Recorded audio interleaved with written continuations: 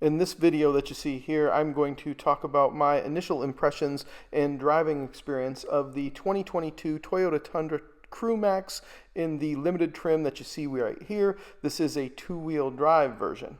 Let's talk about the good, the bad, and the ugly.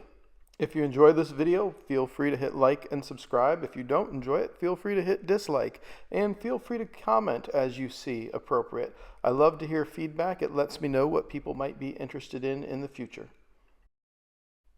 Beginning with the good, I think in this Crewmax short bed version, the vehicle does have a good stance to it, and it is a reasonably handsome vehicle.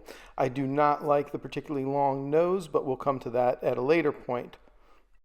A couple of the features that were particularly nice on this model were the panoramic sunroof and the towing technology package. While I am a fan of these things, the thing I'm most fan of here was the panoramic view monitor with cameras.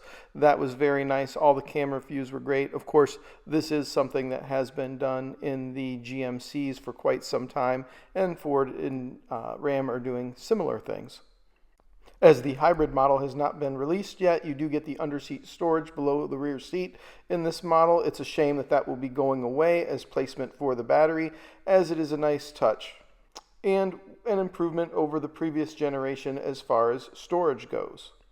Within the cockpit, the obvious improvement is the 14-inch infotainment screen, which has a much clearer visibility when using the cameras than the previous gen does, and it also has multiple camera views available in this model. These certainly could be very useful when towing, hauling, or backing into tight parking spaces. As we take a look at a walk-around of this model, it does come in MGM, and it does have a color-matched grille in the front, but the grille surround is that silvery color that you see on most of the limited trims.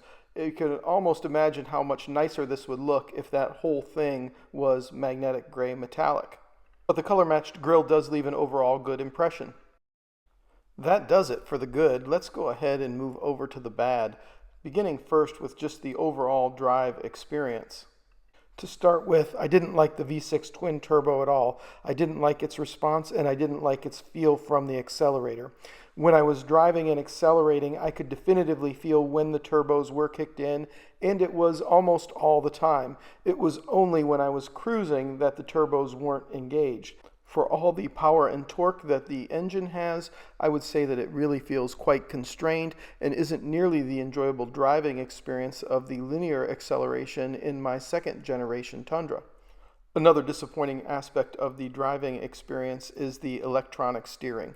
The electronic steering just really does not do it for me as an overall experience. I find it to be quite sterile, and I found it to be extraordinarily sterile in this full-size truck. Unlike the natural sound of my naturally aspirated V8 as it travels down the road, as you're seeing here, the piped-in sound of the 2022 Tundra is quite annoying, despite the fact that some apparently uninformed fanboys have reviewed it and talked about how great the V6 sounds. Other bad initial driving impressions of this vehicle came from the general ergonomics.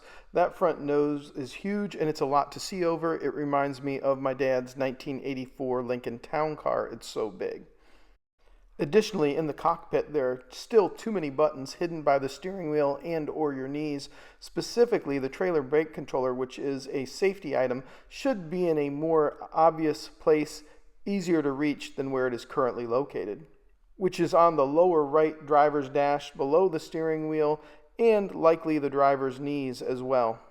And while the panoramic sunroof is a very neat feature, it creates too low of a cabin. I'm 6 feet tall, and I generally put my seat all the way down, and I did in this vehicle, and still felt like my head was way too close to the roof.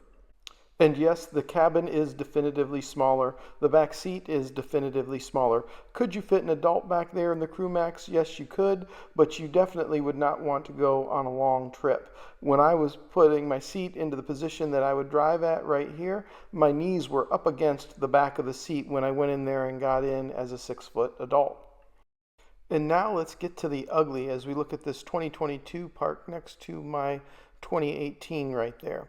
First, I am not a fan of these headlights or fog lights, and despite the fact that I do like the MGM with a color matched grille. I do not like that surround in a different color. I think it is a poor design choice. Next, I would say these perforated seats are an ugly dirt trap just waiting for molecules of grime to get trapped in them. I am not a fan. And finally, ugliest of all is what you see here. This price of $55,000 for this vehicle is just outrageous.